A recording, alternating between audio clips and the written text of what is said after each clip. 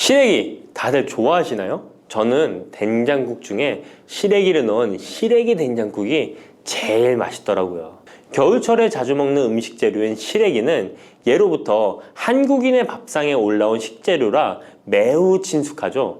시래기는 주로 무청이나 배춧잎을 말려서 만든 것으로 과거 우리나라가 가난하던 시절 겨울철 채소로 밥상에 중요한 역할을 해왔을 뿐만 아니라 지금은 특유의 향과 식감으로 꾸준히 많은 사랑을 받고 있는데요. 시래기는 맛뿐만 아니라 몸에 좋은 성분까지 가득한 건강식품이라는 것 알고 계셨나요? 시래기의 놀라운 영양 성분과 효능 알려드릴게요. 첫 번째, 시래기의 효능은 바로 뼈 건강에 매우 좋다는 것입니다. 시래기와 뼈 건강 잘 연관지어지지 않는데요. 시래기에는 100g당 칼륨 함유량이 우유의 3배나 된다는 사실 놀랍지 않나요? 이렇게 시래기에는 칼슘이 풍부하게 들어있어서 뼈를 튼튼하게 유지하는 데 도움을 주는데요. 뼈 건강에 칼슘이 좋은 역할을 한다는 것은 다들 아시죠? 시래기는 칼슘뿐만 아니라 뼈 건강에 필수적인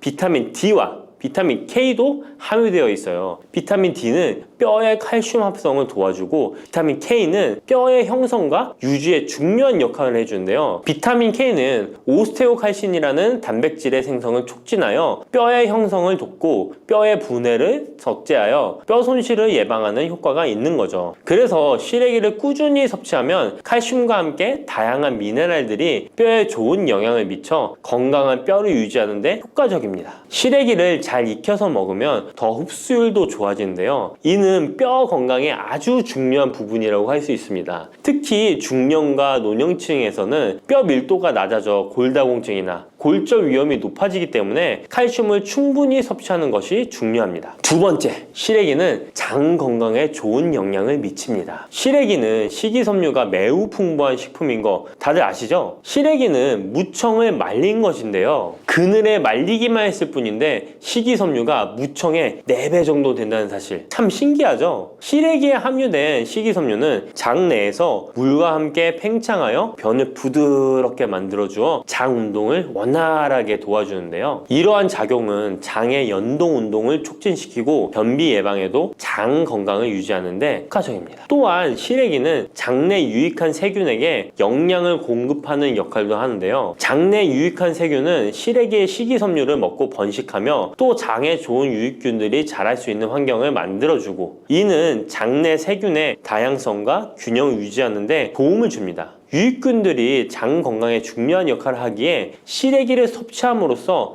장의 환경을 개선할 수 있답니다. 이뿐만 아니라 시래기에는 항염증 작용을 하는 폴라보노이드와 폴리페놀 등의 식물 화합물이 함유되어 있는데요. 이러한 식물성 화합물은 체내의 염증을 억제하고 장내 염증을 감소시키는 데 도움을 줄 수 있습니다. 시래기는 장을 건강하게 유지하고 장에서 발생할 수 있는 다양한 질병을 예방하는 데 도움이 될 수 있죠. 장 건강을 생각한다면 이제부터 시래기 꼭 섭취해야겠죠? 시래기의 놀라운 효능 세 번째는 간 해독 능력입니다. 시래기에는 항산화 작용을 하는 비타민 C와 베타카로틴이 들어있어 간 건강에 매우 좋다는 것 알고 계셨나요? 비타민 C는 보통 과일에 많이 함유되어 있다고 생각하실 텐데요. 시래기에도 비타민 C가 풍부하게 함유되어 있습니다. 시래기에 함유되어 있는 비타민 C는 강력한 항산화 작용을 가지고 있어 체내에 유해한 자유 라디칼을 중화시키고 특히 간은 우리 몸의 해독기관으로 해독작용을 잘하려면 항산화 물질이 필요한데 시래기를 섭취하면 이 항산화 성분들이 간의 해독작용을 돕고 간 기능을 강화하는 데 효과를 볼 수 있습니다. 또한 시래기에는 미네랄인 칼륨과 마그네슘도 풍부하게 함유되어 있어 이러한 미네랄은 간 기능을 지원하고 체내 독소를 제거하는 데 도움을 줄 수 있습니다. 간은 알코올이나 지방, 환경적인 유해 물질을 처리하는 중요한 역할을 하기에 시래기를 자주 섭취하는 것이 간 건강에 큰 도움이 될 수 있다는 것 꼭 기억해 주세요. 네 번째 시래기의 효능은 바로 혈관 건강에 좋은 것입니다. 시래기에는 다양한 영양소가 들어있는데 특히 혈압을 안정시키는 데 도움을 줄 수 있는 칼륨이 많이 들어있습니다.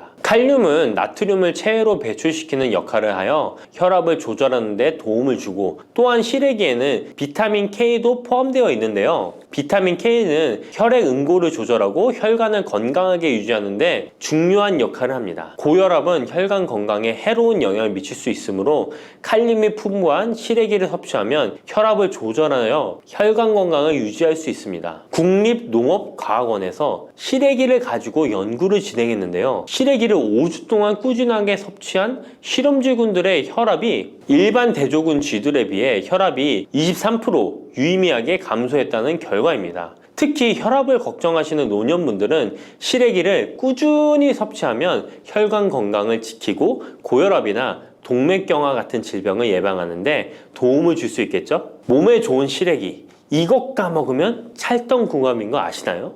시래기와 함께 먹으면 좋은 음식들 바로 알려드릴게요. 시래기와 잘 어울리는 음식 첫 번째는 두부입니다. 시래기와 두부는 아주 잘 어울리는데요. 두부는 식물성 단백질이 풍부하고 식이섬유, 비타민, 미네랄 등 다양한 영양소가 풍부한 시래기와 함께 먹으면 서로 보완되는 환상의 조합이죠. 두부의 부드러운 맛과 시래기의 아삭한 식감이 조화를 이루어 맛있고 건강한 한 끼를 완성할 수 있습니다. 시래기와 두부는 모두 뼈 건강에 좋고 단백질과 칼슘을 동시에 섭취할 수 있어 노년층에게 특히 좋은 조합이라고 할 수 있는데요. 된장국을 끓이실 때 두부와 시래기를 넣어 조리하면 고소한 된장과 부드러운 두부, 그리고 시래기의 식이섬유가 서로 조화를 이루면서 소화도 잘 되고 영양도 풍부하답니다. 다른 조리 방법으로는 시래기 두부찜도 있는데요. 시래기와 두부를 함께 찜통에 넣어 찐 후에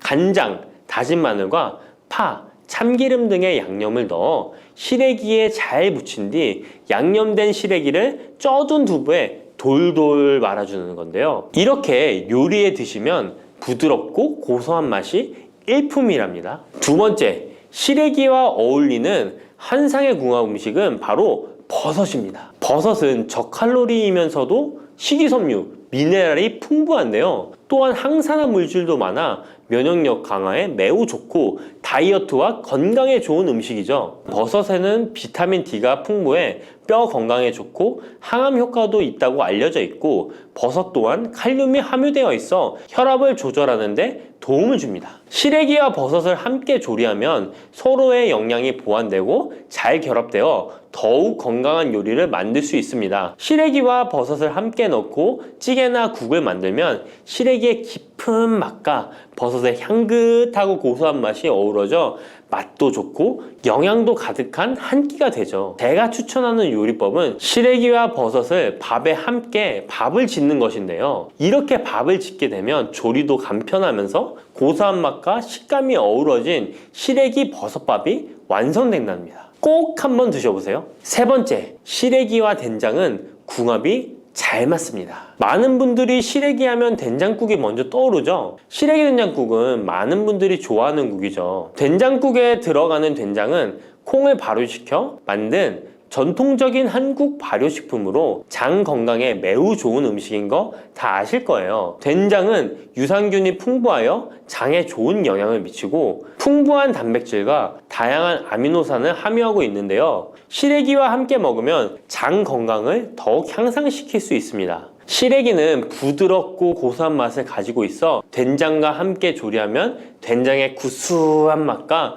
시래기의 고소한 맛이 조화롭게 어우러지고, 또 된장의 짭짤한 맛이 시래기의 은은한 맛을 잘 살려주어 된장찌개나 국에 시래기를 넣으면 깊고 풍부한 맛을 낼 수 있어요. 두 음식의 조합이 장 건강을 지켜줄 뿐만 아니라 맛있고 건강한 식사를 즐길 수 있게 해준답니다. 이렇게 몸에 좋은 시래기도 어떤 분들에게는 독이 될 수 있다는 것 아시나요? 몸에 유익한 영양 정보도 중요하지만 섭취 시 유의할 점도 꼭 아셔야죠. 시래기 섭취 시 주의해야 할 분들 바로 알려드릴게요. 시래기 드실 때 이런 분들 꼭 주의해야 합니다. 첫 번째는 신장이 약하신 분들입니다. 시래기에는 칼륨이 많기 때문에 몸에 유일한 작용을 하지만 한편으로는 신장이 약한 분들에게는 꼭 주의가 필요한데요. 시래기에 풍부한 칼륨은 신장 기능이 약한 사람들에게는 칼륨 섭취를 과도하게 하게 되어 문제가 될 수 있습니다. 칼륨은 신장에서 배출되기 때문에 신장 기능이 저하된 분들은 시래기를 과도하게 섭취하지 않도록 주의해야 해요. 특히 고혈압이나 신장 질환이 있는 분들은 전문가의 조언을 받고 섭취량을 조절하는 것이 좋습니다. 시래기 드실 때 주의해야 하는 분 두 번째는 바로 소화기관이 약하신 분들입니다. 시래기는 식이섬유가 풍부한 식품으로 이 역시 몸이 건강한 분들에게는 유익한 성분이지만 소화기관이 약해지신 분들이 과도하게 섭취하게 될 경우 위장에 부담을 줄 수 있어요. 특히 장이 민감한 분들은 식이섬유가 장을 과하게 자극하고 불편하지 않게 하기 위해서 과식하지 않도록 주의하는 것이 좋습니다. 너무 많은 양을 먹으면 배가 불편하거나 소화불량을 일으킬 수 있기 때문에 적당히 섭취하는 것이 중요하다는 것 꼭 유의해 주세요. 50대 이후에 근육이 많이 빠졌다면 이것을 드시면 됩니다. 요새 들어 몸이 예전 같지 않다고 느끼시는 분들 계신가요? 만약 그런 분들이 계신다면 몸에 단백질이 부족한 것을 의심해 볼 수도 있습니다. 나이가 들면서 왜 단백질 섭취가 중요한지 그리고 그에 따른 여러 가지 사실들을 알아보려고 하는데요. 나이 들수록 단백질이 더 중요하다는 말을 들어보신 분들도 많이 있을 거예요. 우리 몸의 필수 영양소라는 단백질, 이 단백질 섭취가 중요한 이유 5가지를 알려드릴게요. 첫 번째는 근감소증 예방입니다. 나이가 들면 근육량이 자연스럽게 줄어들게 되는데요. 이를 근감소증이라고 합니다. 근감소증은 근육이 빠르게 줄어드는 질환으로 단백질은 근육을 구성하는 주요 성분인데요. 단백질을 충분히 섭취하지 않으면 근육량이 급격히 줄어들게 되고 이렇게 되면 근력도 같이 약화되며 근감소증을 유발할 수 있습니다. 단백질이 부족하게 되면 그 진행이 훨씬 더 빨라질 수 있는데요. 근육이 줄어들게 되면 일상생활을 하기 어려워지고 이렇게 되면 근육이 더 감소하게 되는 악순환이 생길 수 있습니다. 단백질 섭취와 운동을 병행하는 게 가장 좋겠죠? 단백질이 중요한 이유 2번째는 면역력 증가입니다. 단백질과 면역력이 연관이 있다고 하시며 의아해 하시는 분들이 있으시죠? 단백질은 우리 몸속의 세포 그리고 장기뿐만 아니라 수많은 호르몬을 구성하는 중요 요소입니다. 또 단백질은 면역 시스템에서 중요한 역할을 하는 항체와 효소를 생산하는데 백혈구라고 많이 들어보셨죠? 이 백혈구는 감염을 인식하고 싸우는 주요 면역 세포인데요. 이 백혈구가 주로 단백질을 사용하여 병원균을 인식하고 항체를 만들어 병원균을 물리치는데 중요한 역할을 합니다. 또한 우리 몸의 중요한 면역세포도